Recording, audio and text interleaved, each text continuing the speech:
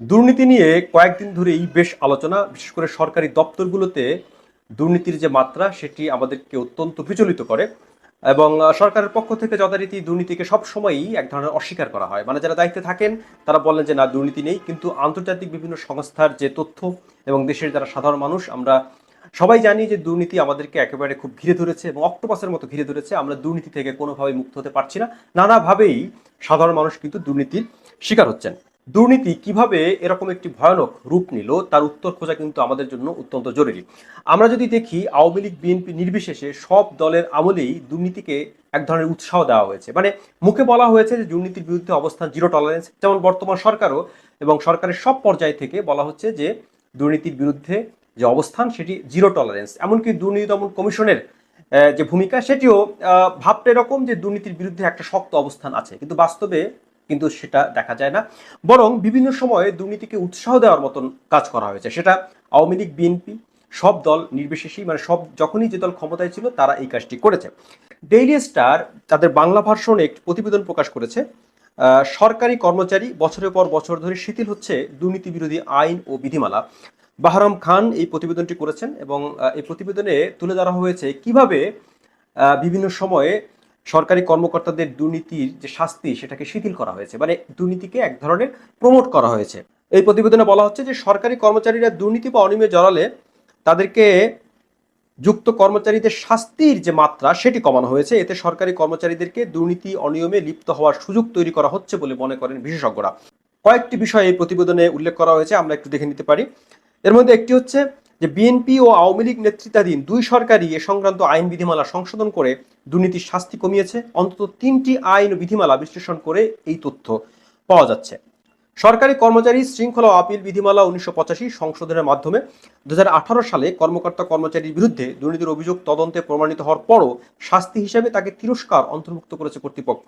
মানে দেখুন, একজন কর্মকর্তা তিনি যদি দুর্নীতি করেন, অবৈধভাবে তিনি যদি টাকা উপার্জন করেন, তার তো কঠোর শাস্তি হওয়ার কথা, কিন্তু আমরা দেখছি তিরস্কারের মতো সাজাযুক্ত করেছে। তিরস্কার কিন্তু আসলে কোনো সাজা নয়, এটাকে সাজা ওইভাবে বলা যাবে না।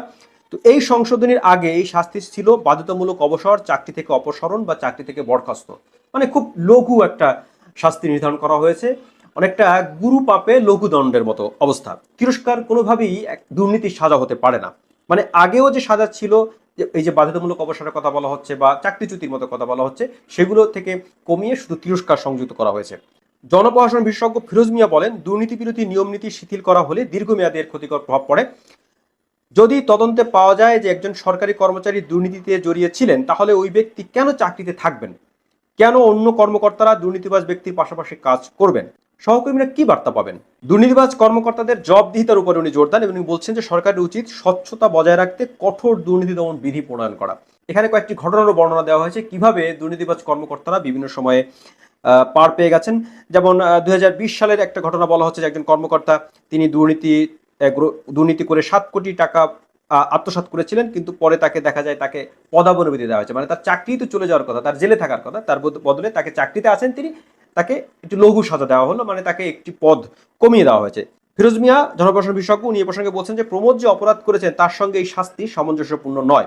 নাম প্রকাশে অনিচ্ছুক মন্ত্রিপরিষদ বিভাগের এক যুগ্ম সচিব বলেন, 1985 সালের বিধিমালা শিথিল করা না হলে ওই কর্মকর্তা নিশ্চয়ই বরখাস্ত হতেন।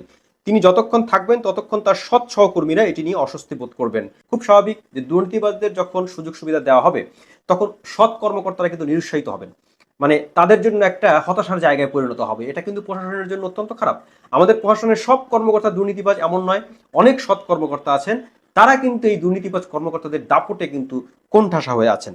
অনেকে বিশ্বাস করেন 1985 সালের সরকারি কর্মচারী অধ্যাদেশের পরিবর্তে সরকারি আইন 2018 প্রণয়ন করে সরকারি কর্মচারীদের দায় মুক্তি দিয়েছে সরকার। 1985 সালের অধ্যাদেশ অনুযায়ী যে কোনো ফৌজদারি অপরাধের জন্য শাস্তিপ্রাপ্ত সরকারি কর্মচারীকে চাকরিচ্যুত করতে হতো। তবে 2018 সালের আইন অনুযায়ী ফৌজদারি অপরাধে 12 মাস পর্যন্ত কারাদণ্ড দেওয়ার পরও কোনো কর্মকর্তা কর্মচারী চাকরিতে থাকতে পারবেন। মানে 12 মাস যদি কাউকে দণ্ড দেওয়া হয় তারপরও তিনি চাকরিতে থাকতে পারবেন।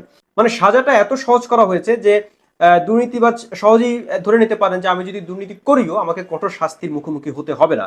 এই ভিডিওর শুরুতে আমি বলছিলাম যে দুর্নীতি কিভাবে উৎসাহিত হলো তার কিন্তু কারণ খোঁজা জরুরি। দুর্নীতি কেন বেড়েছে তার কারণ খোঁজা জরুরি। এই আইন পরিবর্তনের মধ্যেই কিন্তু কারণের একটা ব্যাখ্যা আমরা দেখতে পাই যে আইন আসলে কিভাবে শিথিল করার ফলে দুর্নীতি উৎসাহিত হয়েছে। এখন কিন্তু একটা আলোচনার বিষয় হচ্ছে সরকারি কর্মকর্তা কর্মচারীদের সম্পদের হিসাব দেওয়া। এ সংক্রান্ত একটি বিধি কিন্তু সরকারি যে কর্মচারী বিধিমালা সেখানে আছে। বিধিমালার 13 ধারা অনুযায়ী সরকারি কর্মচারীদের প্রতি বছর সম্পদের হিসাব নিজ দপ্তরে জমা দেওয়ার বিধান ছিল। মানে এটা আগে ছিল, যদিও সেটা বাস্তবায়ন হয়নি কখনো। এটা আগের আইনে ছিল। সরকারি কর্মচারী আচরণ বিধিমালা 1979 সালের যেটা, সেটা 2002 সালে সংশোধনী করা হয় বিএনপির আমলে। এবং 2002 সালে বিএনপি নেতৃত্বাধীন জোট সরকারের আমলে বিধিমালা সংশোধন করায় এখন প্রতি 5 বছর পর পর কর্মচারীদের হিসাব জমা দেওয়ার বিধান রয়েছে, কিন্তু এটাও বাস্তবায়িত হচ্ছে না। কার্যত সরকারি কর্মচারীরা তাদের সম্পদ বিবরণী জমা দেওয়া নিয়ে মাথায় ঘামান না। মানে সরকারি কর্মচারীদের সম্পদ তারা তাদের বিভাগে জমা দেওয়ার কথা, যে তাদের সম্পদ কি 5 বছর পর পর জমা দেওয়ার বিধান, কিন্তু সেটি মোটেই বাস্তবায়িত হচ্ছে না।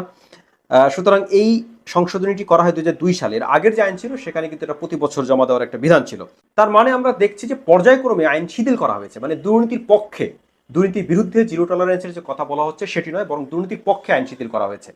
মানে তিরস্কারের মতো সাজা সংযুক্ত করা হয়েছে দুর্নীতির অপরাধে। এটা খুবই হাস্যকর। সাবেক সচিব বদিউর রহমান এ প্রসঙ্গে বলেন যে আইনকে দুর্বল করা মানে দুর্নীতিকে উৎসাহিত করা। তার মতে নিয়মকানুন শিথিল করা সরকারি কর্মচারীদের বার্তা দেয় যে তারা দুর্নীতি করে পার পেয়ে যেতে পারেন। উনি কঠোর আইন প্রণয়ন এবং তা বাস্তবায়নের উপর জোর দিয়েছেন, এর ফলে দুর্নীতি কমবে। সুপ্রিম কোর্টের আইনজীবী ও সংবিধান বিশেষজ্ঞ আরিফ খান বলেন, দুর্নীতিকে উৎসাহিত করে এমন আইন বা প্রবিধান প্রণয়ন করা সংবিধানকে উপেক্ষা করা শামিল। এবং সংবিধানে বলা আছে কোনো নাগরিক যাতে অবৈধ সম্পদ অর্জন করতে না পারে সেজন্য সরকার আইন প্রণয়ন করবে। সংবিধানের 20-2 অনুচ্ছেদ বলছে, রাষ্ট্র এমন অবস্থা সৃষ্টির চেষ্টা করিবেন যেখানে সাধারণ নীতি হিসাবে কোনো ব্যক্তি অনুপার্জিত আয় ভোগ করতে সমর্থ হবে না। মানে দেখা যাচ্ছে যে আইন শিথিল করার এই প্রক্রিয়াটি সংবিধানের সঙ্গে সাংঘর্ষিক। সংবিধানও কিন্তু এটাকে অ্যালো করছে না। কিন্তু আমরা দেখছি যে সব আমলেই দুর্নীতিকে বাড়ানোর একটা প্রক্রিয়া আছে, এবং আমলারা, দুর্নীতিবাজ আমলারা পার্টিকুলারলি, তারা কিন্তু এক্ষেত্রে পেছন থেকে কলকাঠি নেড়েছেন, এটা খুব স্পষ্ট। এবং সে কারণেই এসব আইন শিথিলের পর শিথিল হচ্ছে এবং দুর্নীতি বাড়ছে।